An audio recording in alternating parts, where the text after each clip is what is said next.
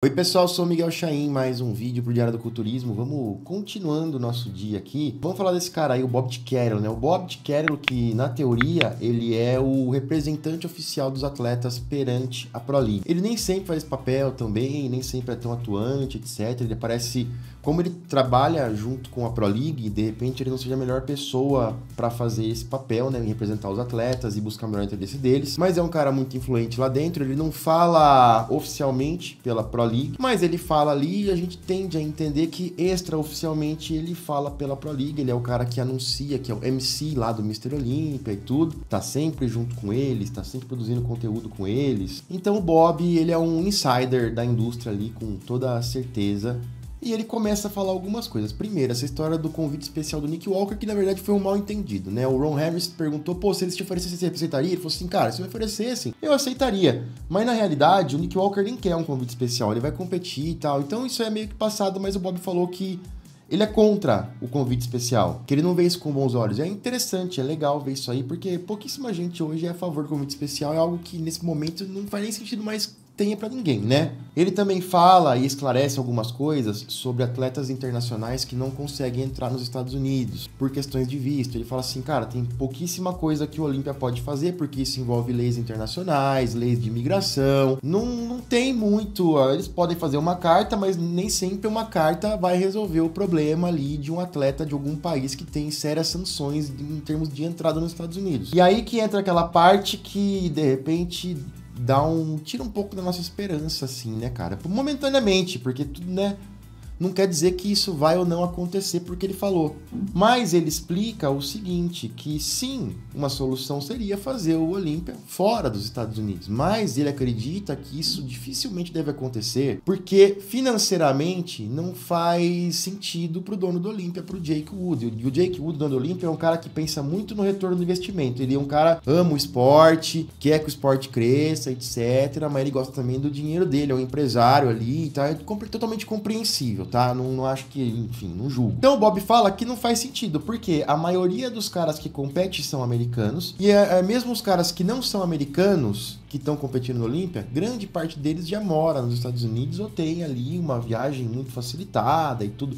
E é aquela história, tem 400 pessoas competindo, de repente aí 8, 10 ficaram de fora por questão de visto. Não é um percentual tão louco e nem eram também atletas super relevantes, etc. Alguns deles realmente não entram por uma questão de, pô, se o cara ser iraniano, e aí o Irã tem sérias restrições, mas também é uma pequena minoria. E também tem gente que não conseguiu, que coloca, mais uma sem visto, mais um sem visto. São pessoas, por exemplo, que estão em outros países que conseguem visto, mas por algum motivo tiveram o visto negado, que também não é incomum e que também não impede eles no futuro de conseguirem um visto. Então, realmente, a gente quer muito que a Olímpia saia de lá para, por exemplo, vir para o Brasil, é um sonho que se tem, existe um trabalho, algo sendo feito para convencer o Jake Wood para isso, e a gente está muito confiante que se consiga eventualmente, mas o Bob faz esse contraponto aí que deixa a gente talvez com um pouco mais de pé no chão. Como eu falei, não é porque ele tá falando que vai acontecer, não é porque ele tá falando que o Jake Wood nunca vai querer tirar a Olímpia de lá. Existe um trabalho muito grande sendo feito nos bastidores para que isso venha para o Brasil, para mostrar que o Brasil sim é um mercado consumidor interessante, que pode ser sim rentável um show no Brasil. Eu creio que com a equipe que você tem aqui, com os promotores que a gente tem aqui, com o nosso sistema, com o nosso suporte, com a nossa infraestrutura, tenho certeza sim que o Olímpia aqui no Brasil seria viável e rentável e muito lucrativo para o Jake Wood. Mas eu quero a sua opinião. Outra coisa legal também que eu achei muito interessante, ele fala assim, o nome de embaixador. O Hadi perdeu porque não é embaixador. Bob de Kerel falou que não tem nada a ver. Ele falou, isso aí de embaixador,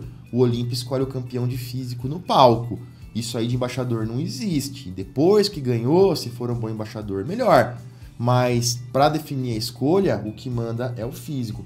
Eu fico muito feliz por quê? Porque na época do Joe Hader, quando ele era vivo ainda, lá atrás, antes do Olímpia ser vendido, quando era, vamos dizer, os velhos tempos da IFBB, até anos 90, comecinho dos anos 2000, o lance de ser embaixador, sim senhor, tinha um grande peso e sim, tinha ali alguma coisa. Até hoje a gente acha que tem um pouco, mas é muito bom ouvir alguém da Pro League, mesmo que extraoficialmente falando, que isso não tem nada a ver. Isso significa uma mudança de atitude, uma mudança de foco, uma mudança de direção no negócio ali da Pro League, o que pode sinalizar outras mudanças que vão modernizar e aí agilizar um pouco mais o nosso esporte. Então, algo positivo. Saiu também aqui um vídeo do Gorila posando. Ele fala que está com 111 quilos nesse vídeo aí, competiu com 104 aproximadamente. Tá o William ali, o Braulio também, e o Gorila posando. E surgiu durante o vídeo, a possibilidade, a conversa do Gorila talvez ir ali pro Fitpira, enfrentar o Zancanelli e tudo mais. O Gorila que vem evoluindo pra caramba, né, cara? Depois que ele tá ali com o Pacho, ele tá mais disposto a fazer as coisas, ele entendeu que ele precisava fazer algo diferente, ele entendeu que ele precisava mudar. Fiquei feliz nessa atitude do Gorila, de entender que, cara, eu gosto muito de fazer de um jeito, mas desse jeito, pra muita gente que não compete, funciona muito bem, mas pra mim que vou competir, eu preciso girar a chave um pouquinho e fazer um pouquinho diferente.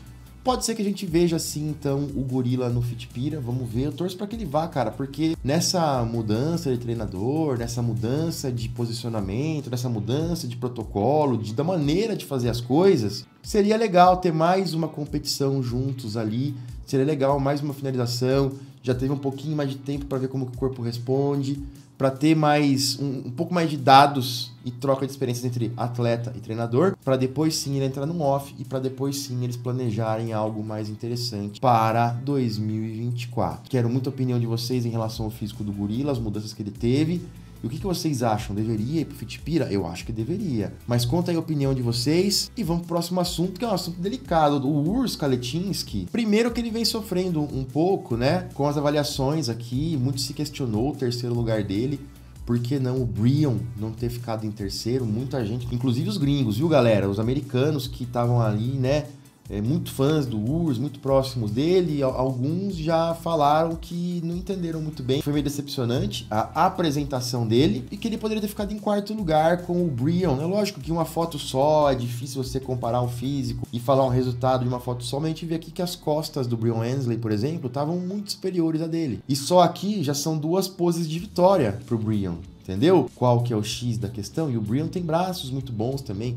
Lógico, as pernas do Urs são muito boas, as pernas do Brion nem tanto, mas de repente de lado aí o Brion poderia ter vencido a pose. Mas o Urs tem sofrido aí, tá num momento... Eu acho que eu gosto muito do Urs, vocês sabem disso, eu acompanho muito, acho que é muito legal o jeito com que ele faz a mídia, com que ele faz o marketing, com que ele se mostra, com que ele faz acontecer. Ele vem de um país que pra gente é a Alemanha, país super desenvolvido e tudo mais, mas é um país pequeno no sentido, no cenário da musculação. Já foi muito grande, já teve muitos atletas competitivos, hoje não é tão mais, hoje o cenário de fãs ali alemães também não é tão grande, então ele tem que expandir para outros lugares. Tem que viajar para os Estados Unidos, tem que viajar pela Europa, ele tá fazendo o trampo dele para fazer a mídia dele, nada de errado. Só que eu acho que neste momento ele tá começando a perder um pouco a mão do negócio. Ele tá começando a ficar um pouco over demais. E vocês estão sabendo que ele vai competir no Texas esse final de semana, vai enfrentar o Eric Woodberger. E ele fez um post com a bandeira dos Estados Unidos e tudo. Aí eu falei, cara, isso aí tá um pouco demais. E ele sofreu também um revés ali, uma reviravolta. Algumas críticas, teve que apagar a postagem, inclusive. Tamanha foi a repercussão negativa do post que ele fez. Não foi por mal, pelo que ele explicou, vocês vão entender. Acho que foi um baita azar que ele deu, uma coisa que ele não sabia. Não sei nem se tinha como saber. Qual foi o problema? Ele fez uma foto segurando a bandeira americana e vocês sabem que esse é um símbolo, eles são muito patriotas, especialmente no Texas. Esse é um símbolo muito forte da identidade nacional deles. Você não é qualquer coisa que você pode fazer, é um respeito, é cheio de protocolos, e aparentemente o Urs segurou a bandeira e deixou a bandeira tocar no chão, e a galera, alguém comentou, tá tocando o chão, meio com um emoji de desesperado. Até o Logan Franklin, cara, teve que se pronunciar, o Logan que já foi militar, né, cara, então ele tem esse respeito ainda maior, e o Logan fala o seguinte, não deixa essa bandeira tocar no chão, Urs Kalecinski, que aí... Negócio, imagino, tanto de mensagens que não teve, ele teve que apagar o bagulho. Ele respondeu aqui, né, se retratou, falou, cara, eu não sabia disso e definitivamente eu não quero mostrar nenhum desrespeito pra ninguém em qualquer coisa, só pra deixar as coisas claras aqui. Aí ele tava meio ainda na defensiva, mas depois ele fez um story se explicando um pouco melhor. Aí ele fala, apaguei o meu último post no Instagram, Vou até pausar aqui pra gente não perder. Até fez uma retratação longa, pedindo desculpas, etc. Aqui é uma outra foto que ele postou e aqui não tava tocando no chão. É uma baita de uma bandeira, né, cara? Pô, mas ninguém falou pra ele. Ele pegou a bandeira sem ninguém falar, né, cara? Sem pedir pra ninguém, não sei. Mas, cara, acontece. Aí ele fala, ó, apaguei meu último post no Instagram. A última coisa que eu quero é ser desrespeitoso e eu não sabia que se a bandeira toca no chão é um desrespeito para os Estados Unidos. Me perdoe por isso. Marcou aqui o Logan Franklin. Então é aquela coisa, né, cara? A fase ali pra ele parece que entrou num inferninho astral. Mas acho que nada demais também. Não foi por maldade. O cara não sabia. Aparentemente tá tudo certo. Mas gerou uma certa repercussão a ponto de ele ter que apagar o post e ter que se explicar. Quero muita opinião de vocês. Passou do limite, é exagero, ele teve culpa, não teve? O que vocês falam sobre isso? Comenta aí pra mim. Já já eu volto com mais vídeos pra vocês. Valeu!